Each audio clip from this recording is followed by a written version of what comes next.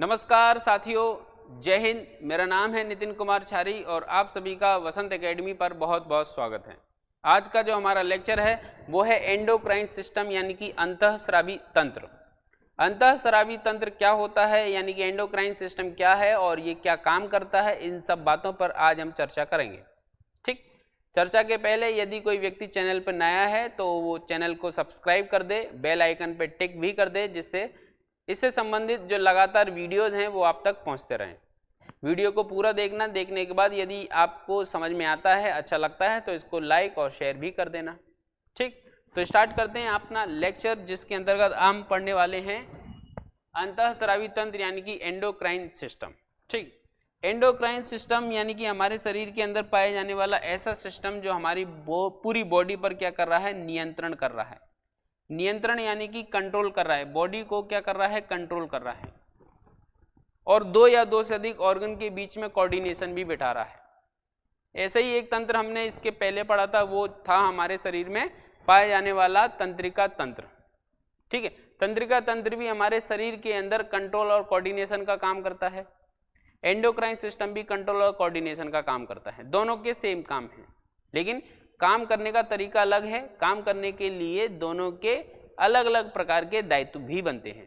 ठीक है, अगर ये पूछा जाएगा कि नियंत्रण की भूमिका निभाने वाला मुख्य तंत्र कौन सा है तो हम फंस जाएंगे। फिर हम एंडोक्राइन सिस्टम लगाएंगे या तंत्रिका तंत्र, तब हमें लगाना पड़ेगा तंत्रिका तंत्र यानी कि नर्वस सिस्टम। तंत्रिका तंत्र हमारे शरीर के अंदर मुख्य रूप से नियंत्रण में भूमिका निभाता है। तंत्रिका तंत्र यानी कि हमारा ब्रेन और स्पाइनल कॉर्ड। ठीक है, और भी कई भाग हैं, लेकिन मुख्य रूप से आपका ब्रेन एंड स्पाइनल कॉर्ड है। ये दोनों मिलके आपके शरीर को कंट्रोल कर रहे हैं। ये दोनों अपने आप पे भी कंट्रोल करते हैं और आपके शरीर पे भी कंट्रोल करते हैं। ये ब्रेन जो है वो अपने ऊपर नियंत्रण के साथ साथ आपके शरीर के अंदर अन्य जो ग्रंथियां हैं उन पे भी कंट्रोल करता है। ठीक, तो मुख्य अगर कंट्रोलिंग सिस्टम पूछी जाएगी तो आप तंत्रिका तंत्र लगाएंगे, और यदि तंत्रिका तंत्र ऑप्शन में नहीं है तो आप एंडोक्राइन सिस्टम को भी लगा सकते हैं, क्योंकि ये भी कंट्रोल और कोऑर्डिनेट करता है। ठीक है, अब ये कंट्रोल और कोऑर्डिनेशन जो हो रहा है वो मुख्य रूप से ग्रंथियों के माध्यम से हो रहा है। ग्रंथियों से निकलने वाले कुछ विशिष्ट प्रकार के पदार्थ हैं उनके माध्यम से हो रहा है।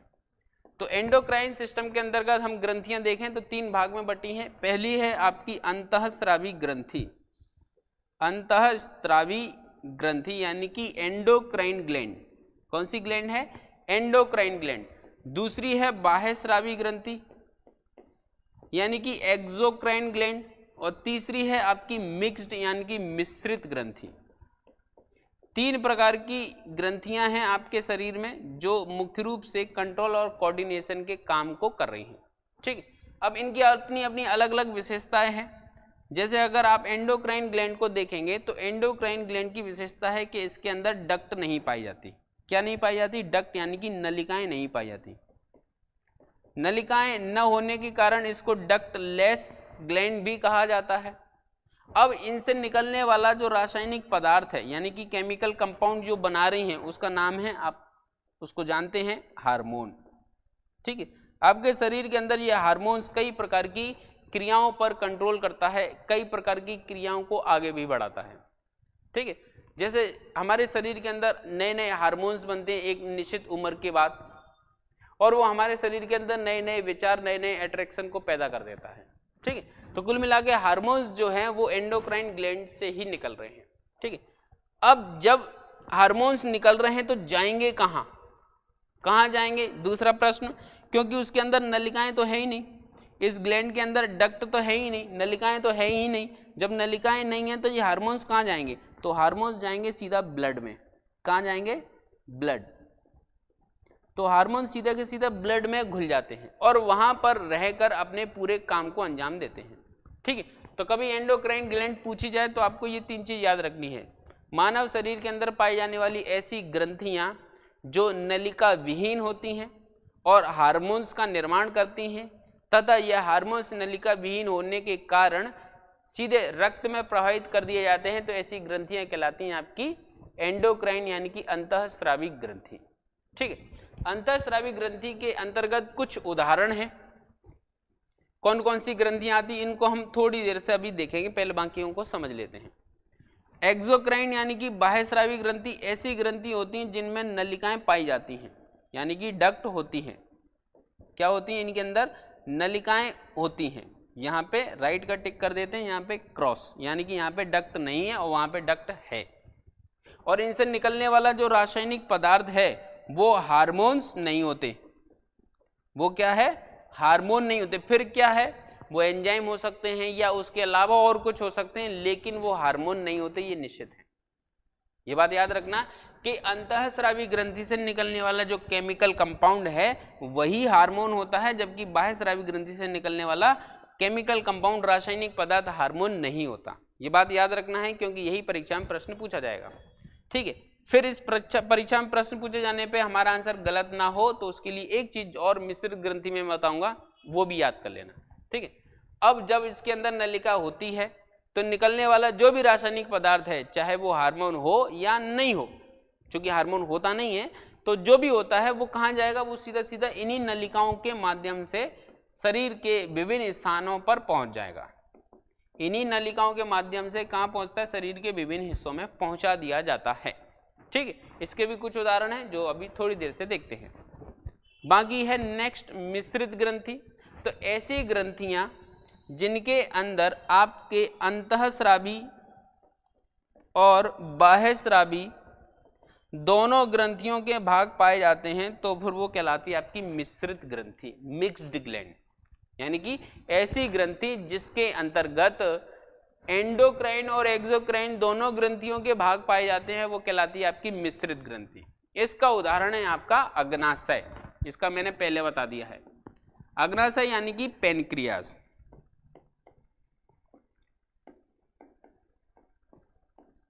अग्नाशय यानी कि पेनक्रियाज हमारे शरीर के अंदर पाई जाने वाली एक ऐसी ग्रंथि होती है जो एंडोक्राइन और एक्सोक्राइन दोनों भाग को रखती है। यानी कि इसके अंदर एंडोक्राइन वाले भाग से हार्मोन्स निकल रहे होंगे और एक्सोक्राइन वाले भाग से हार्मोन की जगह कुछ और निकल रहा होगा, जिसे अपन क्या नाम देते हैं? एंजाइम। तो एंडोक्राइन वाले भाग से हार्मोन निकल रहे हैं, एक्सोक्राइन वाले भाग से एंजाइम। ठीक है, अब यहाँ पे जो प्रश्न पूछा जाता है उस पर चर्चा करो। निम्नलिखित में से, क्वेश्चन क्या है? निम्नलिखित में से हार्मोन्स कहाँ से स्रावित होते हैं? तो एंडोक्राइन ग्रंथि आप टिक नहीं करेंगे। अब क्यों टिक नहीं करना? क्योंकि यहाँ तो मैंने यही बोला था ना कि एंडोक्राइन ग्रंथि से ही हार्मोन निकल रहे हैं। अब टिक इसलिए नहीं करना है क्योंकि अगर उसके अंदर अंतःस्रावी भाग दिया हुआ है तो वो ज्यादा आंसर सही है, क्योंकि अंतःस्रावी भाग का मतलब मिश्रित ग्रंथि के अंदर पाए जाने वाला एंडोक्राइन पार्ट, वहां से भी तो हार्मोन निकल रहा है। अगर केवल अंतःस्रावी ग्रंथि बोल देंगे तो फिर ये गलत हो जाएगा, है ना। तो ऐसी स्थिति में अगर हमारे शरीर में पूछा जाए हार्मोन्स कहाँ से निकलते हैं, तो हमें ये बताना है कि हार्मोन्स निकलते हैं हमारे शरीर के एंडोक्राइन वाले भाग से। लेकिन अगर ये भाग ऑप्शन में नहीं है तो हम एंडोक्राइन ग्लैंड टिक कर सकते हैं, क्योंकि एंडोक्राइन ग्लैंड ही ऐसी ग्लैंड होती हैं जो हार्मोन्स बना रही हैं, जबकि एक्सोक्राइन ग्लैंड हार्मोन्स नहीं बना रही, कुछ और बना रही हैं जिसमें एंजाइम्स मुख्य रूप से पाए जाते हैं। तो इस प्रकार से हमें ये समझ में आ जाना चाहिए कि आखिरकार यहाँ से कौन से प्रश्न बनेंगे। ठीक है, तो इतना समझ में आया। इसके बाद आगे बढ़ जाते हैं। ठीक है, हमारे शरीर में पाई जाने वाली जो ग्रंथियां हैं वो 3 प्रकार की हैं, एंडोक्राइन, एक्सोक्राइन और मिक्स्ड। ये तीनों ग्रंथियां क्या कर रही हैं? अपने शरीर पर कंट्रोल कर रही हैं, अलग अलग प्रकार से कोऑर्डिनेट कर रही हैं। ठीक है, अब ये अंतःस्रावी जो ग्रंथियों का भाग है उसे हम अंतःस्रावी तंत्र के नाम से जानते हैं, यानी कि एंडोक्राइन सिस्टम के नाम से जानते हैं। तो हमारे शरीर में होने वाली विभिन्न जैव रासायनिक अभिक्रियाएं, यानी कि जितनी भी मेटाबॉलिज्म रिएक्शन हो रही हैं, रासायनिक अभिक्रियाएं, केमिकल रिएक्शन हो रही हैं, उन सब के पीछे कहीं ना कहीं एंजाइम और हार्मोन ही जिम्मेदार हैं। और एक चीज और, ये एंजाइम और हार्मोन जो है वो मुख्य रूप से बने होते हैं प्रोटीन से। तो इसलिए हमारे शरीर की वृद्धि और विकास, वृद्धि और विकास, इन दोनों के लिए सबसे ज्यादा जरूरी प्रोटीन है।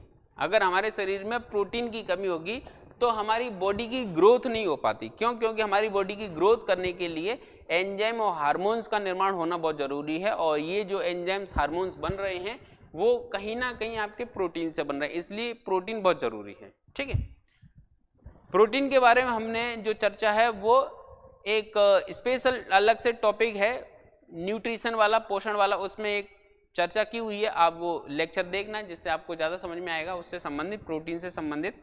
तो हमारे शरीर के अंदर जितनी भी जैव रासायनिक क्रियाएं हैं, जैसे उपापचयी क्रियाएं आदि, तथा शारीरिक संतुलन और समन्वय, इन सब काम को करने के लिए हमारे शरीर में दो सिस्टम मौजूद हैं। जैसे पहला है तंत्रिका तंत्र और दूसरा है अंतःस्रावी तंत्र। इन दोनों के माध्यम से ये काम होते हैं, ठीक है। इसमें से तंत्रिका तंत्र मुख्य भूमिका निभाता है और endocrine system supporting role play करता है, ठीक है। जैसे मेन हीरो ये है और ये हीरो का दोस्त है, इस तरीके से समझ लें। अंतःस्रावी तंत्र में मुख्य रूप से अंतःस्रावी ग्रंथियां और उनसे निकलने वाले हार्मोन्स होते हैं, जो हमारे शरीर की कायिकी यानी कि जो हमारी पूरी कार्य प्रक्रिया है उस पर क्या कर रहे हैं, कंट्रोल कर रहे हैं। शारीरिक रासायनिक समन्वय भी अंतःस्रावी तंत्र के द्वारा ही संचालित होता है, यानी हमारी पूरी बॉडी पर कंट्रोल करने का काम जो है वो इन्हीं हार्मोन्स के थ्रू हो रहा है अधिकांशतः, ठीक है। तो हमें ये पता होना चाहिए कि एंडोक्राइन सिस्टम क्या काम करता है। एंडोक्राइन सिस्टम हमारी बॉडी पे कंट्रोल कर रहा है। और एंडोक्राइन सिस्टम के अंदर कितने प्रकार की ग्रंथि पाई जा रही हैं, तो 3 प्रकार की ग्रंथियां हैं। पहला एंडोक्राइन ग्लैंड यानी कि अंतःस्रावी ग्रंथि, दूसरा एक्सोक्राइन ग्लैंड यानी कि बहिस्रावी ग्रंथि, और तीसरा है मिश्रित यानी कि मिक्स्ड ग्लैंड। 3 प्रकार की ग्रंथि हैं। इन तीनों प्रकार की ग्रंथियों के अंदर अलग अलग प्रकार की ग्रंथियां अलग अलग प्रकार से काम कर रही हैं, ठीक। जैसे एंडोक्राइन ग्लैंड, तो एंडोक्राइन ग्लैंड के बारे में हमने 2 फैक्ट पढ़ लिए थे, तीसरा था उसका उदाहरण। तो अब हम उदाहरण पे चर्चा करेंगे। पहले रिवाइज कर लेते हैं। एंडोक्राइन ग्लैंड ऐसी ग्लैंड है जिसके अंदर नलिका नहीं होती, यानी कि डक्ट नहीं होती, ठीक है, डक्ट नहीं पाई जाती। और दूसरा, इनसे निकलने वाले जो रासायनिक पदार्थ हैं वो कहलाते हैं आपके हार्मोन्स। क्या कहलाते हैं, हार्मोन्स। और ये हार्मोन्स सीधे की सीधी नलिका न होने के कारण कहाँ चली जाती हैं, ब्लड में चले जाते हैं। ब्लड में ये हार्मोन्स घूमते रहते हैं और आपके शरीर पर कंट्रोल करते रहते हैं, ठीक। कभी गुस्सा आता है ना तो हार्मोन्स उत्तेजित हो जाते हैं और फिर गुस्सा आने लगता है, ब्लड प्रेशर भी हाई होने लगता है। ये सब एक दूसरे से जुड़ा हुआ हिसाब किताब है, ठीक है। इसके अंदर जो ग्रंथियां हैं वो, उसमें सबसे पहली ग्रंथि आपकी पीयूष ग्रंथि। पहली इसलिए लिखी है क्योंकि भैया सबसे ज्यादा इंपॉर्टेंट है। पीयूष ग्रंथि यानी कि पिट्यूटरी ग्लैंड, ये या है, ये क्या है, या, ठीक है। सब एक जैसे लग रहे होंगे, पा, या और सा, थोड़ा अंतर है उसमें। तो ये पीयूष ग्रंथि यानी पिट्यूटरी ग्लैंड, ये मानव शरीर की सबसे छोटी ग्रंथि होती है। फिर उसके बाद दूसरा है आपका थायराइड ग्रंथि। थायराइड ग्रंथि को हिंदी में कहते हैं अबट्टू, ठीक है। फिर तीसरे नंबर पे है आपकी, अच्छा 1 नंबर इधर लिखा ही हुआ है। फिर तीसरे नंबर पे है आपकी पैराथायराइड ग्रंथि, ठीक है। चौथे नंबर पे आपकी जनन ग्रंथि। 5वें नंबर पे आपकी अधिवृक्क ग्रंथि। अधिवृक्क का मतलब एड्रिनल ग्लैंड, ठीक है। फिर 6वें नंबर पे है आपकी पीनियल ग्रंथि। तो ऐसे करके बहुत सारी ग्रंथियां हैं जो आपके परीक्षा में यहां से प्रश्न बन जाएंगे। ये सारी की सारी ग्रंथि कौन सी हैं, आपकी एंडोक्राइन ग्लैंड है। इनसे निकलने वाला रासायनिक पदार्थ हार्मोन है जो सीधा ब्लड में मौजूद होता है। इनसे निकलने वाले जो हार्मोन्स हैं वो नेक्स्ट लेक्चर के अंतर्गत पढ़ेंगे, एक एक ग्रंथि को अलग अलग से स्पष्ट रूप से। बाह्यस्रावी ग्रंथि के अंदर जो ग्रंथियां हैं वो मुख्य रूप से सबसे पहली जो ग्रंथि है वो कौन सी है, यकृत। यकृत यानी कि लीवर। लीवर हमारे शरीर के अंदर पाई जाने वाली सबसे बड़ी ग्रंथि, आपको दिखाई भी दे रहा होगा, ये लीवर है, ये पूरा लीवर है। लीवर मानव शरीर के अंदर पाई जाने वाली सबसे बड़ी ग्रंथि है। लीवर के बाद आती है आपकी दुग्ध ग्रंथि, मिल्क ग्लैंड। फिर उसके बाद आती है तीसरे नंबर आपकी अश्रु ग्रंथि। अश्रु ग्रंथि यानी कि लैक्रिमल ग्लैंड, जिससे आंसू आते हैं, ठीक है। अश्रु ग्रंथि यानी कि आपके आंसू आने वाली ग्रंथि, ठीक है। फिर उसके बाद चौथे नंबर पे आपकी ऑयल ग्लैंड यानी कि आपके पसीना जो निकल रहा है, श्वेत ग्रंथि से, श्वेत ग्रंथि भी इसी में आ रही है, ठीक है। तो ये कुछ ग्रंथियां हैं जो आपके बाह्यस्रावी ग्रंथि का भाग हैं। इनके अंदर नलिकाएं होती हैं, इसके बारे में हम चर्चा कर चुके हैं। इनके अंदर डक्ट क्या है, पाई जाती है, और इनसे निकलने वाला जो रासायनिक पदार्थ है वो हार्मोन नहीं होता, वो हार्मोन की जगह अन्य पदार्थ होते हैं, वो इसके अंदर पाए जाते हैं, जैसे एंजाइम और आदि पदार्थ इसके अंदर पाए जाते हैं, बट इसके अंदर हार्मोन्स नहीं होते, ठीक है, ये है आपका बाह्य स्रावी ग्रंथि। इसके बाद नेक्स्ट ग्रंथि जो है वो है आपकी मिश्रित ग्रंथि यानी कि मिक्स्ड ग्लैंड, जो कि मुख्य रूप से पेनक्रियास होती है। इसकी विशेषता ये है कि इसके अंदर आपके एंडोक्राइन यानी कि अंतःस्रावी और बाह्य स्रावी दोनों भाग पाए जाते हैं। एंडोक्राइन वाले भाग से हार्मोन्स निकलते हैं, ठीक है, जो कि नलिकाएं न होने के कारण सीधे के सीधे ब्लड में डाल दिए जाते हैं, ठीक है। और बाह्य स्रावी वाली ग्रंथि से आपके एंजाइम्स निकलते हैं, और एंजाइम जो होते हैं नलिका होने के कारण सीधे सीधे इन्हीं नलिकाओं के माध्यम से छोटी आंत में पहुंच जाते हैं। कहाँ पहुंच जाते हैं? छोटी आंत में, और वहां पर भोजन के पाचन में काम करने लगते हैं, ठीक है। पूर्ण पाचक रस भी बोलते हैं इधर पेनक्रिया से निकलने वाले पेनक्रियाटिक जूस को, जिसमें ये एंजाइम होते हैं। ये पाचन तंत्र के अंतर्गत हमने अच्छे से पढ़ा था। यदि किसी व्यक्ति ने पाचन तंत्र नहीं देखा है तो वो वाला लेक्चर प्लेलिस्ट में मिल जाएगा, मानव शरीर के तंत्र के अंदर, वहां से उस चीज को देख लें, ठीक है। तो कुल मिला के आज का जो हमारा लेक्चर था वो इस बात से संबंधित था कि हमारे शरीर के अंदर कौन कौन सी ग्रंथियां पाई जाती हैं और वो ग्रंथियां क्या क्या काम करती हैं, किस प्रकार से करती हैं और इनका क्या मूल उद्देश्य है। इसके बाद अगला लेक्चर जो रहेगा वो इसी टॉपिक से जुड़ा होगा। उसके लिए अपन दोबारा आपके लिए एक नया लेक्चर लेकर आएंगे। तब तक के लिए जय हिंद, ठीक है। अगर किसी को लेक्चर में कोई दिक्कत आए कमेंट बॉक्स में पूछ लेना, और अगर अच्छा लगे तो उसको लाइक और शेयर भी करते रहना, ठीक। जय हिंद।